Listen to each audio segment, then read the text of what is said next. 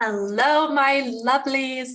I felt so inspired to just make this mini masterclass, whatever you want to call it, around manifesting in times of change, and specifically manifesting as you become a mother, manifesting more ease into your transition to motherhood. Because as we know, manifestation is like, it's this like thing that you do consciously when you have a vision for an aspect of your life. You want to bring it into your reality. And how do you do that when you're in a situation or you're entering a new chapter of your life that you have never been in before? And that's where I come in. That's where I want to support you and bring your vision into your reality. So, times of change. Let's back up a little bit and just talk about times of change and why I'm specifically talking about this topic. Times of change, like having a baby, getting married, starting a new job, starting a brand new business, moving house, all of these big life events that we consciously manifest into our life. Most of the time it's conscious. Even though a lot of these things are happy changes, change can often bring about stress. And maybe that's a story that you're wanting to rewrite for yourself. But think back to your life. Think back on your life. Think about some of the biggest changes you have ever experienced and just consider and reflect, did those changes come with stress? I know from the research side of things that change in life, even the happiest changes, like having a baby, moving into your dream house, all of these things can actually be some of our most stressful life events. And it might seem a little bit counterintuitive because it's well, if I want this thing, why would I feel stressed? And there are actually just so many factors that interplay to make these things stressful. And one of them is just the unknowns and navigating the unknown. It's a situation you have never been in before, and change from something you have always known into something that is new can feel jarring to the system. And there is nothing as huge of a change from one day to the next that I can think of as having a baby for the first time. Okay, I'm where do I begin? There's just so much to dial in on in this topic, but my goal and my vision and how I see us as women moving into this new chapter, I just feel it's this exciting time because there are so many opportunities for us through our own inner work and through the resources around us that can help support us in this major life transition. Because I feel, and again, the research supports it, that so many moms are so stressed in this time. It's such a vulnerable time for our mental health. I always talk about that. My background is in mental health promotion. I have 13 years experience in mental health research. I have my PhD and my master's in mental health promotion. And through my work there, my biggest takeaway that I infuse into all of my coaching, my programs, it's just how I see the world now. I am so big on prevention, because if you can prevent, how do I say this? Because you can't ever prevent completely stress or there are things that are out of our control, but we do have so much in our control to curate and like create and like nurture our response to life challenges when they come in. So when I talk about prevention, I'm talking about, things like preventing like so much stress that you don't enjoy it, or preventing like a heightened level of mental illness or like poor mental health. We all have mental health. We don't all have, a mental illness, but our mental health flows, fluctuates throughout our life. And rather than like peaking and getting worse in motherhood, which like so many moms experience, like 1 in 5 women experience postpartum depression, 1 in 10 husbands do as well.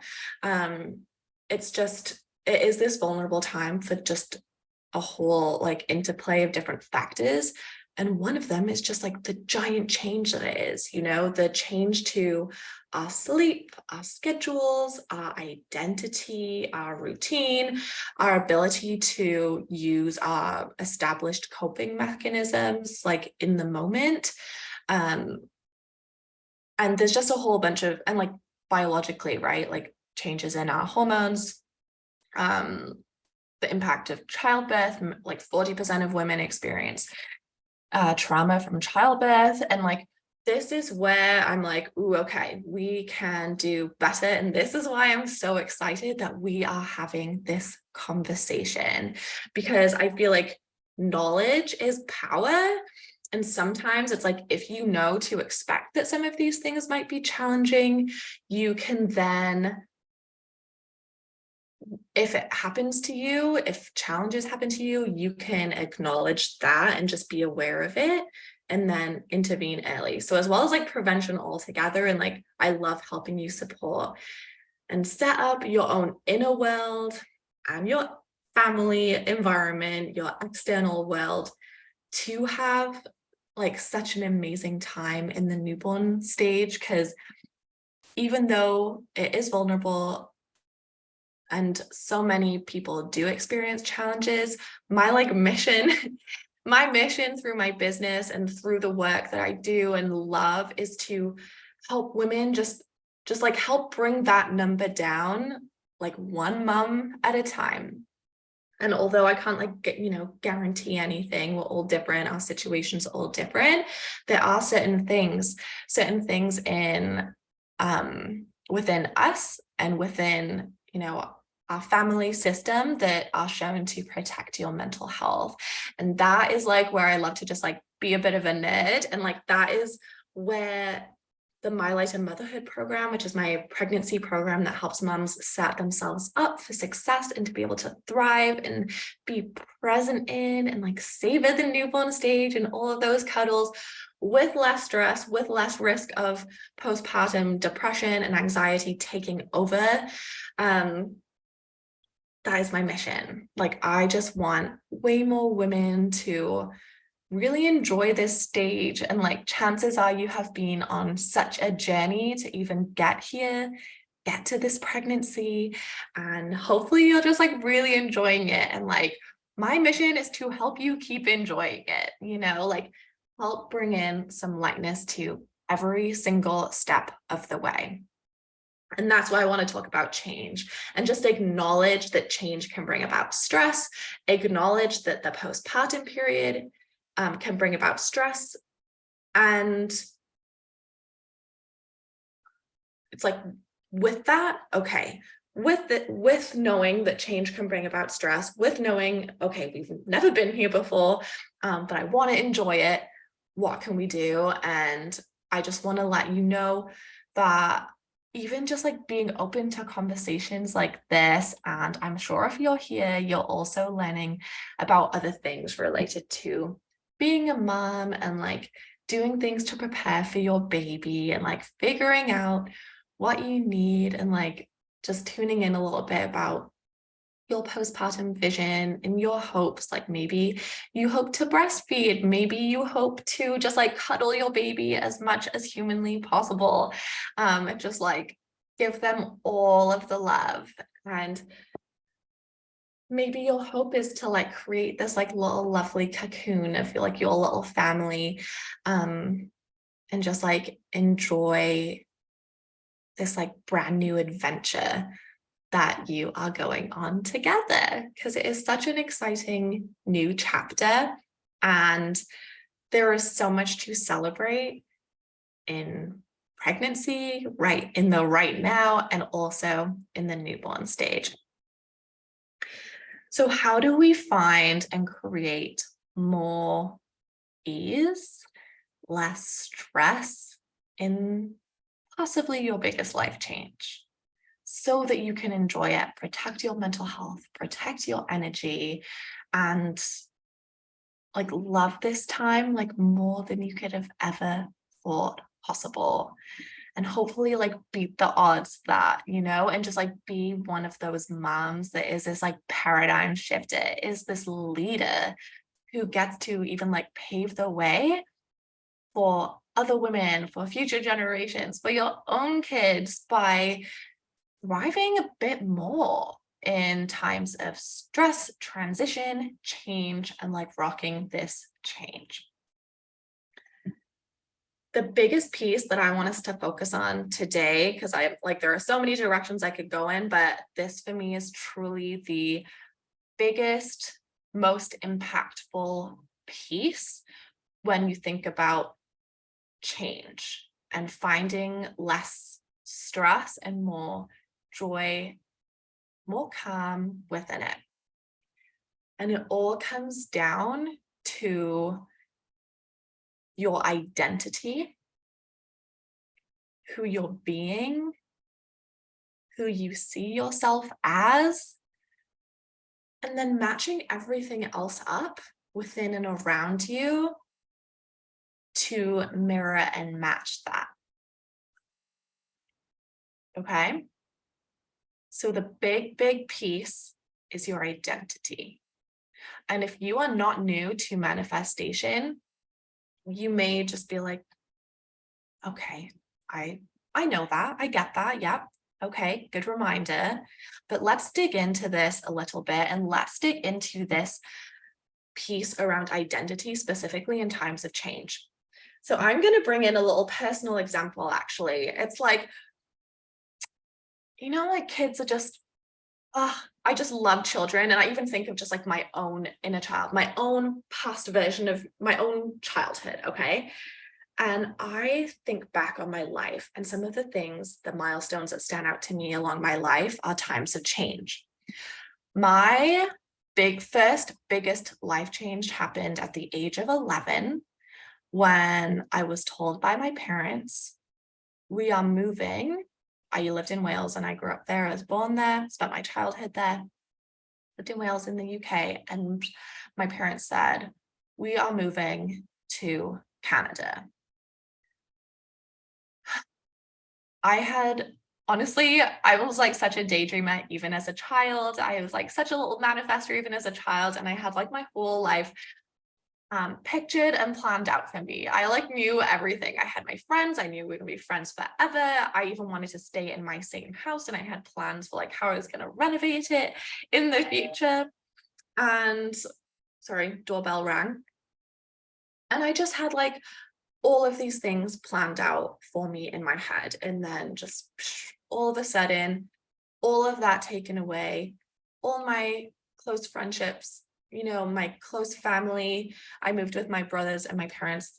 Thank goodness, my brothers were just like little lifesavers in that change. But when I got to Canada and I started a new school, I started in this, there were 2 classrooms of my age group, and I was moving from a Welsh school to an English school. So this was my first time ever going to an English speaking school. I could speak English because at home, my mom's actually Canadian. So at home we spoke English only. So I learned to read and stuff in English, but Welsh was my first language. I learned science in Welsh. I learned math in Welsh. I learned like my writing and my spelling and my alphabet in Welsh. Like I learned everything in Welsh for the first time. So my parents, when given the option of an English speaking classroom or a French speaking classroom, chose the English speaking classroom. So I'm like a few weeks in, and things felt off with my new friendship group. I like wanted so badly to fit in and to like make new friends. It was like actually just like so hard moving at that age. And I felt sick to my stomach in that move, to the point that I couldn't even go to school for the first day. Like my brothers went and they were braver than me, like that's how I felt. And I just like felt so sick. I just remember lying on like the cold bathroom floor in the apartment that we were renting until our farm was ready. And I just felt so sick to my stomach because I was just like so nervous and like devastated really to have moved and to have to start this new thing with all new people. And it just felt so scary. And I knew that like I valued my friendships in Wales so much. I had like the best little group of girlfriends. It's so cool because I'm still friends with them today. One actually came to visit me recently. I'm like so happy for little me that we're still all such best friends. But this new group of friends, I wanted to fit in so bad.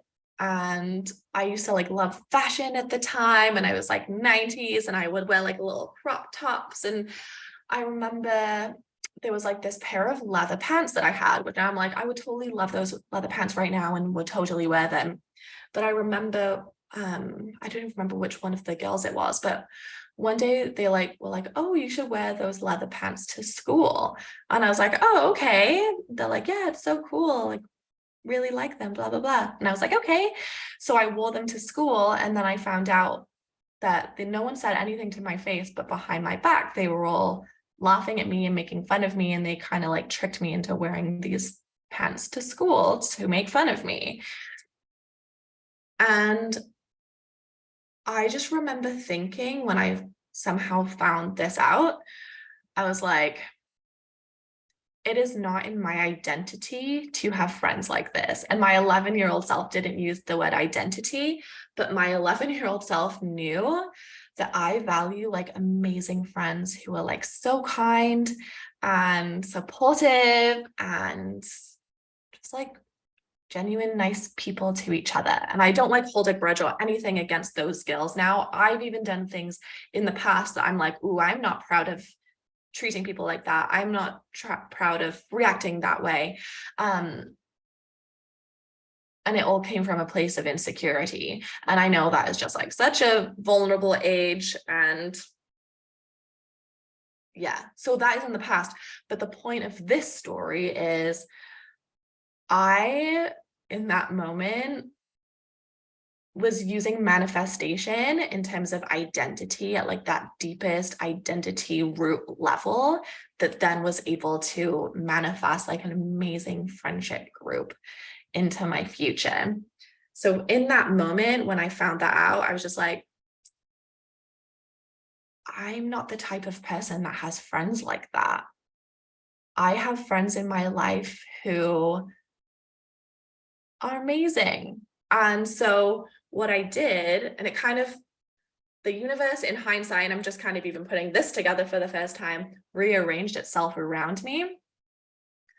My teachers end up suggesting to my parents that I moved classrooms because I think like the British school system or my school or something, and I was like pretty smart as a child, was ahead. So even though I was doing this in English for the first time, they're like, Emma needs more of a challenge. And so like, we think she should actually move into the French class. And like in hindsight, like, I don't know, maybe my teacher saw that I wasn't like fitting in that well and would resonate more and just fit in better with the group of girls that were in the French class. And either way, like things rearranged themselves. And within like a few days, I was in the French class. So yeah, starting a new language at the age of 11, when I hadn't even been to an English school, but I'm at the most wonderful group of girls. And like one of them is like still my best friend. Like to this day, we had our babies half an hour apart, like just adore her. And I'm like, thank you, universe. And when I met them, I'm like, yeah, this feels right. And then I invested my energy and I invested my time into those friendships.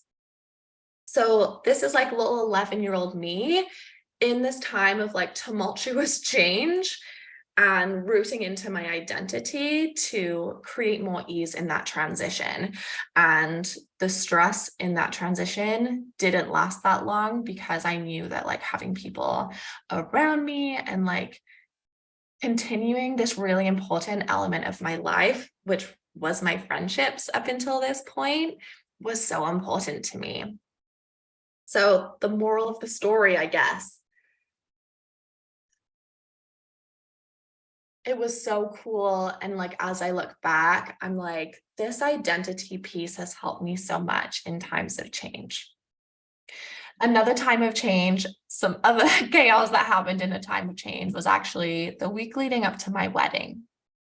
So I planned like my beautiful wedding with my future husband, and I like vision, like found like the venue, the dress, like the photographer, all my favorite people from around the world were coming, like my childhood friends that I said about from like back when I was like 5 years old onwards that I left in Wales, they came, like the other friend that I was telling you about from high school or from elementary and high school was a bridesmaid, like just had all my favorite people. And the week of my wedding, I got news from my venue that they shut down. They were shut down unexpectedly the week of my wedding. So I had no venue. And the venue is actually a really important piece to me because it like set like the vision and the environment and like the tone for the day. And it was this like really trendy venue that I was like so excited about. And that vision of how I pictured my day had now been like completely ripped away from me. And I remember thinking in this moment,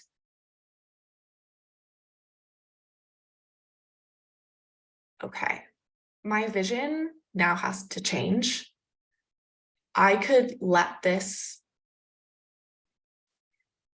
spiral in this, I could just like go to the worst place being like, my day is ruined. I could be angry about this. I could like get mad or upset at the people who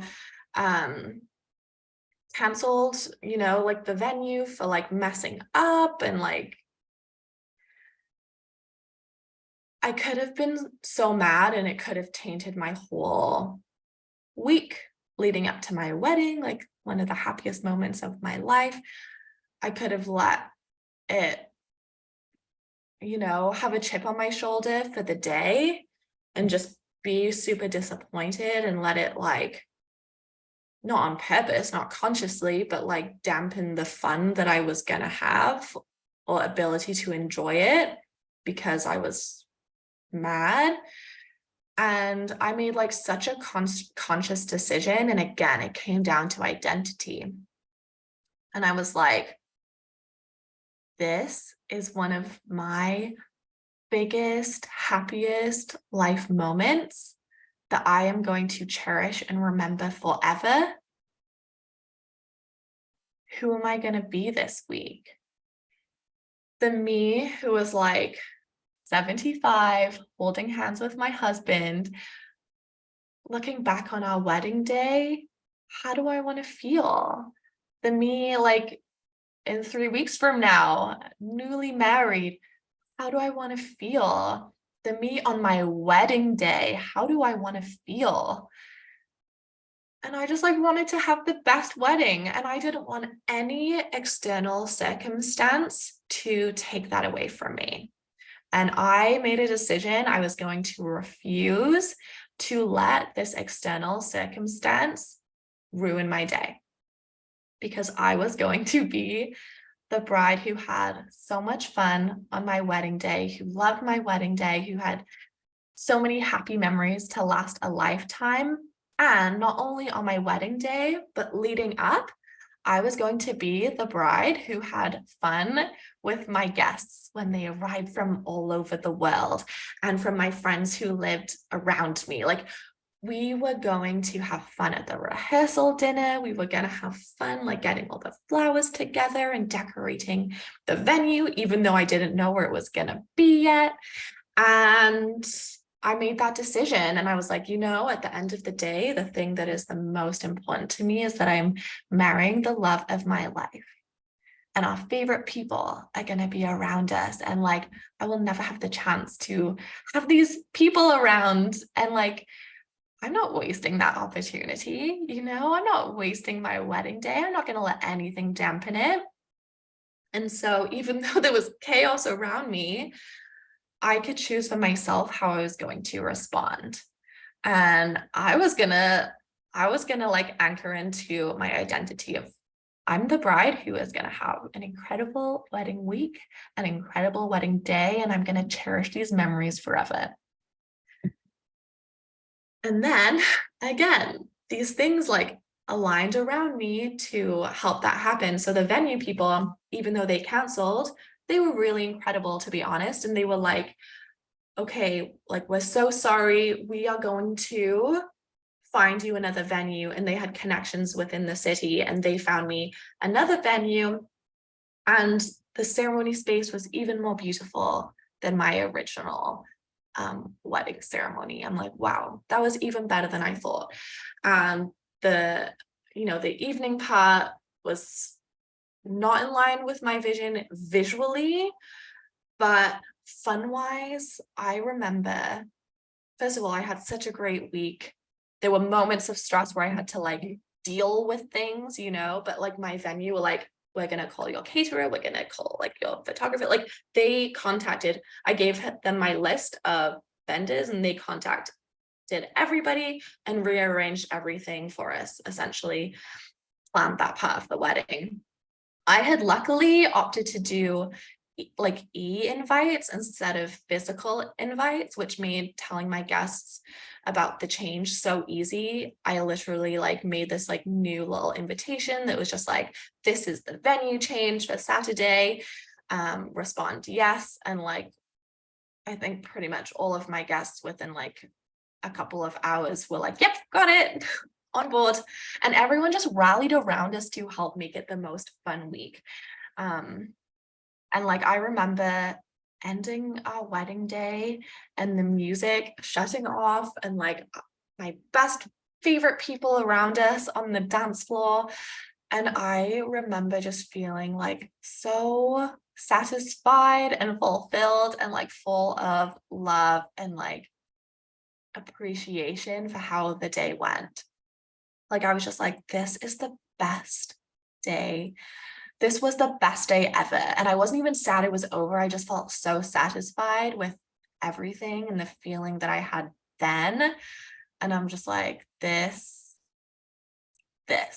like my husband and I had been dancing and mingling, and like, I just remember looking at him and just being like, yep.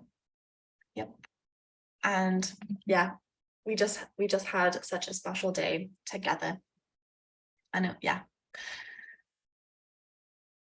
So you're probably like, well, maybe you're not like, maybe you're like, okay, I can see how these stories apply, Emma. But I'm sharing these as like examples, and like, I wanted to bring in examples from my past, because like maybe you've moved before, maybe you've gotten married before, maybe like my stories reminded you of other stories that are unique to you that represent change in your life. And I wanted to bring in examples of things that maybe you've experienced before, because becoming a mom is something you have not yet experienced before, but you can like use your own examples of change from your past to just like understand a little bit better maybe how you have responded in times of change, and how you can like play with this how you can play with this concept of identity and your identity as a new mom as you enter this chapter. So a prompt for you from this episode, and you can write it down, or maybe you've like even answered it in your head along the way, or maybe you'll answer it in your head now. In the past, who have I been in times of change? Who have I been in times of change? And just think of like the qualities, think of the characteristics, think of like your thoughts, like what did you anchor into in those times of change? Did you let yourself go into the spirals? Did you kind of close off or resist change? Did you feel some chaos like I did, and then ultimately root into your identity of like who you wanted to be, how you wanted your life to be in this time? Just like whatever comes through to you, you don't have to like, you don't have to like question it, just trust, like, play, trust the answers that come up.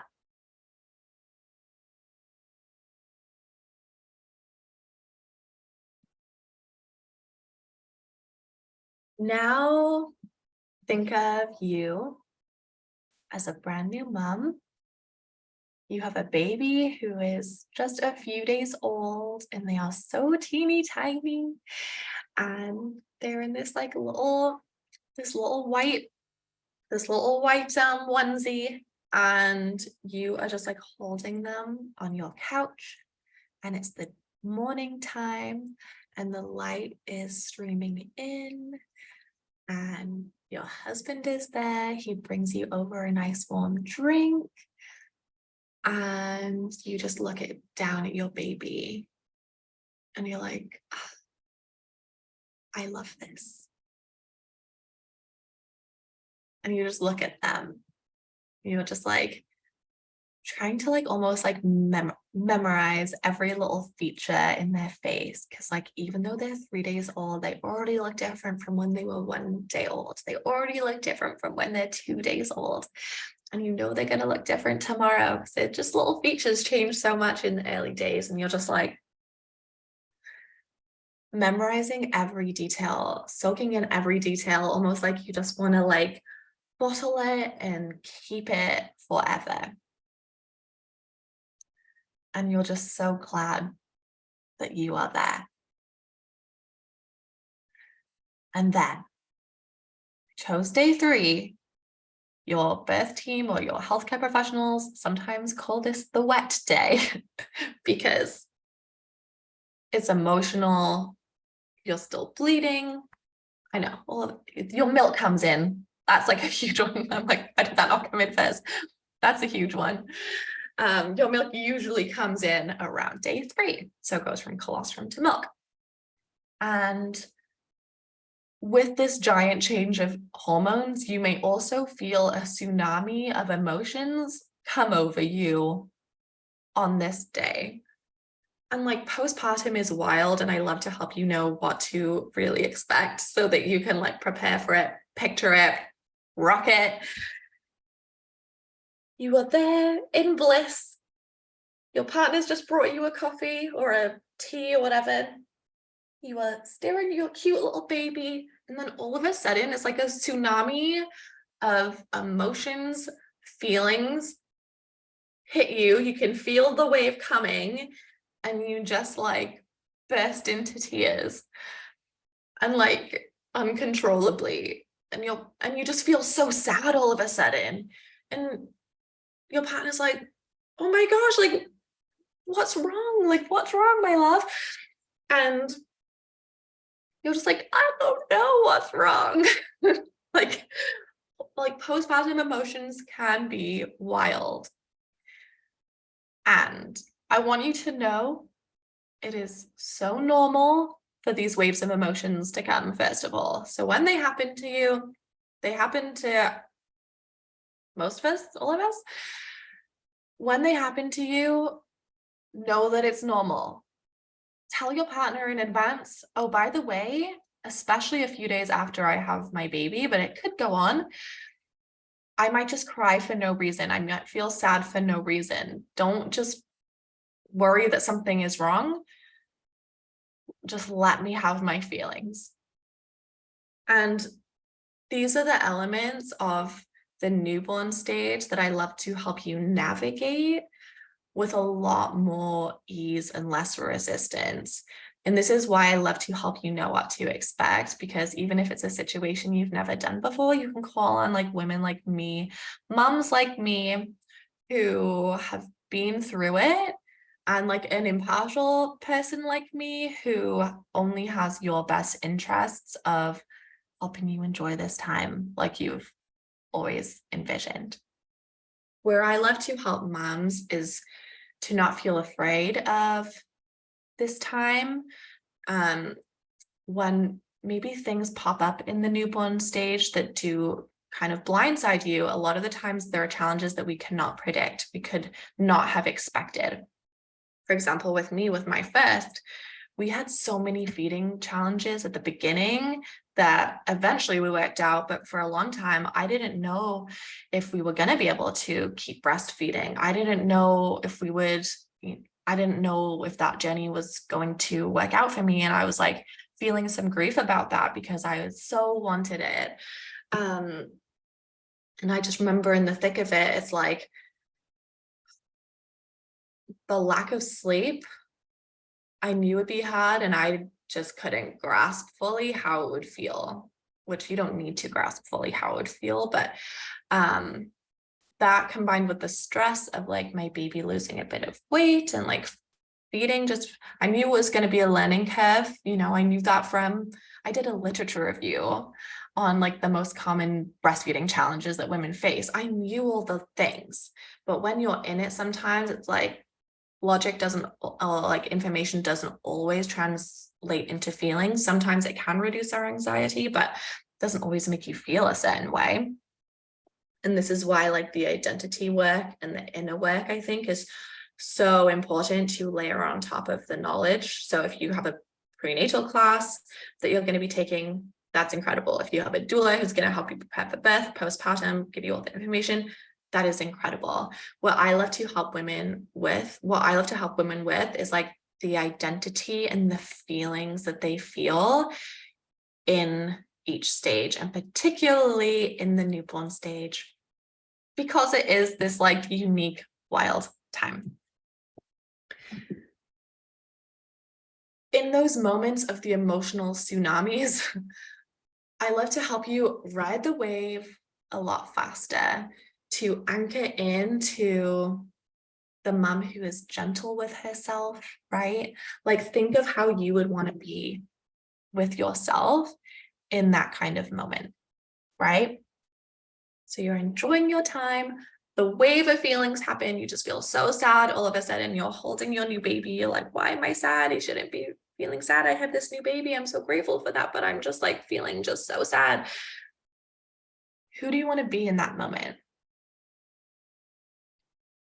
Do you want to be the mom who just goes with the flow of that and is able to bring herself back to the baseline? And your new baseline is going to be, hopefully, having way more moments of happiness with your baby, where you're soaking in every detail and you are memorizing every single little detail of their little face, and you're looking at their little hands and their teeny tiny fingernails, and you're just like in awe that like, wow, like we created this, we're here. I'm just soaking in every ounce of like preciousness of this sweet, sweet stage. You're like smelling them and you're just like, oh my gosh, like the baby smell everyone talks about. It's true. Like it sounded weird, but it's true. I just like love the smell of my baby. It's like those are the pieces we want to outweigh the ones that feel more overwhelming. And we take some of the power away from those overwhelming moments when we know that they're just moments, and we also help ourselves through them. We are gentle to ourselves. We are kind to ourselves. We know it's normal. We're not overthinking that. We're not making it mean anything. We are anchoring into our identity that I am a mom who enjoys this. And then the other pieces in your life will rearrange to help you through that. And this is my caveat. I don't know why I'm doing this. This is my caveat. I just distracted myself with my silly finger movements. My caveat is not even a caveat. It's like layering on top, actually. You have your identity. You have that clear. If your experience isn't matching up with your identity, use your discernment and your self-awareness to allow in the supports around you. Sometimes it is an external support, or use your discernment to tune in to even the action that you need to take to align your identity with the mom who is present, with the mom who enjoys this, with the mom who gets to feel less stress in this time.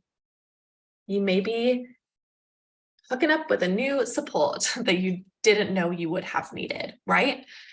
For me, it was, for example, just to ground this, a baby chiropractor. And one session in of seeing them, my baby started feeding better. It was also enlisting so much support from lactation consultants, and they were so pivotal as well. It was like it was like my husband, him stepping up in like so many ways to kind of like help me through that challenge of waking up every 2 hours and like washing all of the pump stuff for me and like feeding our baby and like holding me when I cried. Like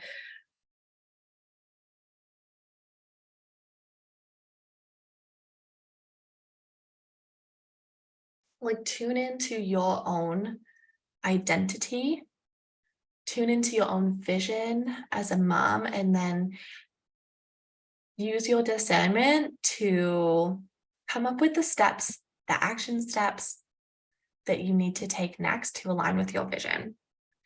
Tune in, use your discernment to notice the thought patterns, the spirals, maybe how you're feeling that aren't aligning with your vision. And then puzzle those together with, invite in so much gentleness, right? And this is also where equipping yourself with the knowledge of what to really expect is so helpful, because maybe your vision wasn't necessarily in line with like what to really expect in that stage of motherhood, right? Maybe it's like your vision that needs like a little bit of like self-love infused in, maybe a little bit of calibration, or maybe your vision gets to stay, but like, you meet with the counselor, you ask me to do like a one-on-one text week with you, where just very light texting back and forth because you don't need a Zoom session. Maybe it's asking your doula to help you with something. Maybe it's asking your partner for, this new thing that whatever. Maybe it's like, okay, I need to adjust my bedtime to be earlier so I can get more sleep, and that's going to help my emotions. Like, use your discernment and like trust yourself in these moments, because even though you have never been there before, your self-awareness is your superpower, and your self-awareness is going to help you through, and your commitment to the vision that you have of yourself as a happy present mom can happen no matter what, even if you struggle in the newborn stage. But my hope for you is that you will really love the newborn stage. I want more moms to feel less afraid of the newborn stage and enjoy it so much more deeply. I learned personally so much from my first time around. And since my first time around, I have become a coach. I have started supporting women. I have done so many deep dives, like a whole commitment of deep dives on myself and my own healing journey and my own manifestation skills and my own healing strategies that I've been learning and embodying and using myself for the last few years. All of that shifted my experience the second time around. And even the first time around, oh yeah, I want to share this because even the first time around with those feeding challenges, even though I knew to expect them and they were so difficult, and I was like on like a mental health watch for myself, ooh, my mental health isn't great. I was able to use my discernment to be like, it's so tied to this feeding situation. And I know if I like focus and get this sorted out, my anxiety is going to dissipate. And that is exactly what happened. And I like brought in all the support to help us through that stage, and had to invite in a lot of self-compassion along the way, and be willing to maybe be flexible, or I had to be flexible with my vision of like how I was going to get there, and maybe let go of my exact vision happening. But I know even from my past experience that I can make the best out of anything. So it's like your beliefs too, right? Your beliefs in terms of times of change are going to help you. Even in that stressful stage, I don't feel like I missed it. I feel like I soaked in so much of my baby. I feel like I was present, even with the lack of sleep, even with my mood and my energy just like at a low. The practice of presence and like my intention to soak this in and enjoy it no matter what, I still had moments of enjoyment with my baby every single day. I still like looked at him in awe every single day. I was still so grateful for him every single day. That never changed. That was unwavering. And I'm just like so thankful to have had that. And then my second newborn stage with my second baby was so beautiful. I had way more energy. I had way more fun. I had way more like gratitude. I had way less resistance to the feelings. I flowed through the emotions and got back to my baseline faster. And I freaking loved it. It's like my heart exploded as a million times like bigger than it ever was before. And I'm like taking all of that. I have taken all of that and I infused it into the My Lighter Motherhood program, into the one-to-one work that I do, and into helping other moms, because I know it is actually so possible for us to experience a lot less resistance, more calm, and this like higher level of support in the newborn stage than we have traditionally been getting. And I feel like the biggest thing that I love to bring and remind you of at every single step of the way, even though you have never been here before, you are meant for this. You are meant to go through this.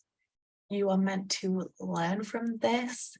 You are here to find more ease through this, less stress through this, and to like have this experience that just like changes you forever in the best way. Because yes, change can be stressful. Yes, change can throw you for a loop. And yes, this is probably your biggest life change. But I'm so excited for you because you are going to rock it. And your commitment to being present through it, to doing everything you need to do, to just soak it in and enjoy it and find that joy with your brand new baby within it, and like start your motherhood trajectory off on that kind of footstep. Because how powerful within a stage that everyone says is so hard, that's known for its challenges, to just find so much of your own strength through it and be present through it. And if you're able to be present through the newborn stage, let me tell you, you are going to be present at every single stage of your motherhood journey.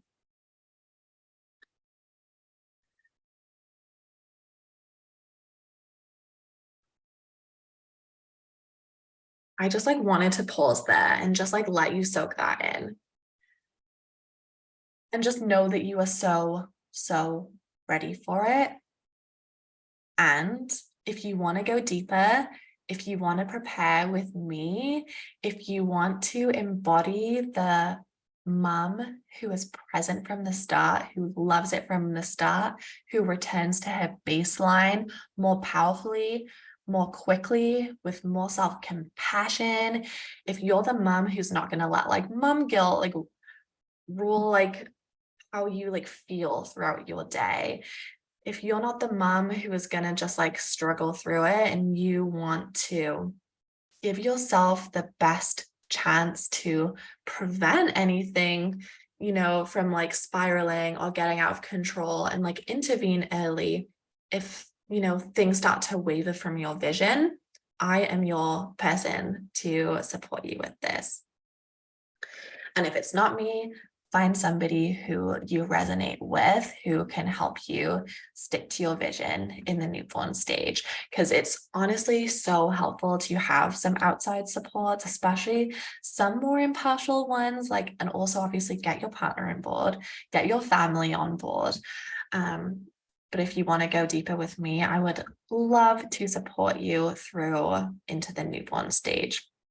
And I love to support moms starting in pregnancy because, as I've said, the newborn stage is this vulnerable time. In pregnancy, we have this space, we have this opportunity to prepare and like proactively prepare for motherhood and like get ourselves ready and like deepen into the embodiment practices, the manifestation practices that are going to help us infuse just so much more lightness into this time.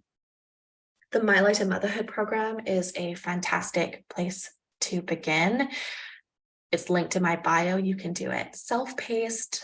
You can listen to it like you have this class, except it's actually like just like short videos, like the longest video is like 13 minutes in there.